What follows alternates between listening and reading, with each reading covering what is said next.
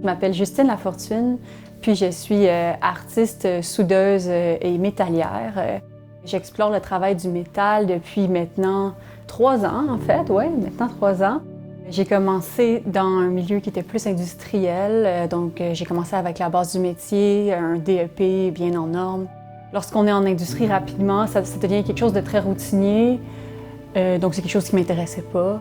Mais assez rapidement, j'ai vu qu'il y avait une demande telle que je pourrais me diriger vers quelque chose de plus artisan, que je pouvais me permettre de choisir mes contrats, puis que je pouvais me permettre de vivre de mon art au final, c'est ça. C'est quand même un métier qui a juste 4 % du corps de métier qui est féminin, la soudure. Les gens pensent à plusieurs soudeurs, plusieurs métalliers, ils pensent à une seule soudeuse dans leur entourage, c'est moi. Le chemin que je ferais, que je défriche, je pense vraiment pas que c'est juste pour moi, puis c'est pour ça que c'est important. J'essaie d'inviter les femmes à venir dans cet art-là qui est très peu accessible.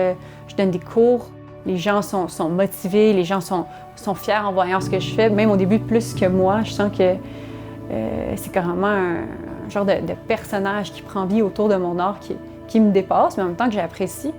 Les gens qui sont autour de moi, qui m'encouragent, qui me reconnaissent et qui voient le chemin que je fais, me rappellent d'où je viens, me rappellent continuellement ce qui est nécessaire de faire pour les femmes, pour l'art. Ce que j'aime vraiment beaucoup du métal, c'est que ça pardonne, en fait. Contrairement à n'importe quel autre matériel, ça pardonne. Ce que je veux dire par là, c'est que donc si j'effectue une coupe qui est trop courte ou des trous, je peux toujours aller tout reboucher, je peux toujours recouper, rabouter, je peux récupérer des pièces qui sont vieilles, qui sont rouillées. Il y a très peu de pertes, les choses, je pourrais éventuellement les refondre. Donc pour moi, il y avait comme un retour continuel à la matière que je trouve super intéressant et important. Il y a beaucoup de gens qui vont se placer du côté du bois, par exemple, pour la sculpture, tout ça, mais tout ce qui est métallique, c'est pas encore très exploré.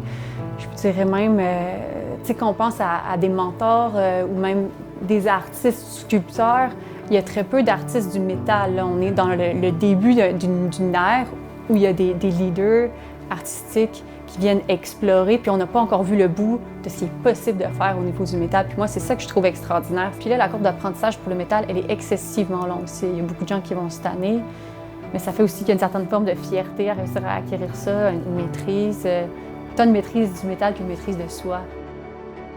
Le rapport à l'objet métallique, dans sa temporalité, pour moi, c'est super important. C'est même quelque chose qu'on oublie souvent. Les pièces que je génère vont vivre bien après moi.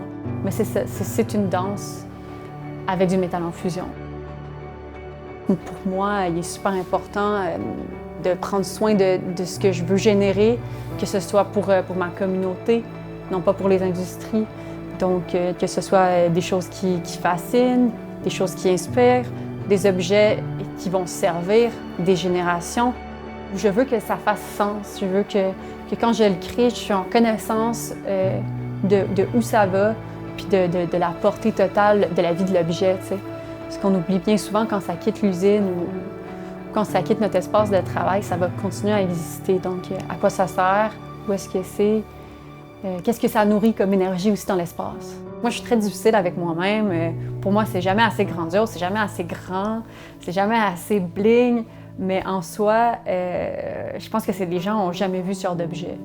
Je fais des choses qui sont très variables. Donc, autant je fais des décors de scène, que je fais des pièces de costumes, que je fais des meubles. Donc, c'est sûr que la réaction est très différente. J'étais en architecture de paysage auparavant, mais je trouvais que je faisais des dessins, des conceptions que j'arrivais jamais à fabriquer au final. Donc, quand j'ai laissé ça un peu de côté, j'avais envie de réaliser mes dessins. J'adore les défis. J'ai quand même un cerveau qui est assez analytique, donc malgré tout, j'aime la résolution de problèmes. On vient à moi, on me dit « Écoute, j'ai une idée farfelue, j'ai une image, qu'est-ce qu'on peut faire pour la réaliser? » Donc, la plupart du temps, c'est ça qui va me driver. C'est vraiment de nourrir un processus créatif avec les autres, des œuvres collaboratives. C'est quelque chose qui fait énormément partie de ma vie. J'aimerais beaucoup être portée plus vers du décor de scène, évidemment. Je trouve ça super intéressant. Habiller des espaces de plein de manières. Si possible, pour moi, ça serait vraiment de faire des aménagements extérieurs, je dirais, plus.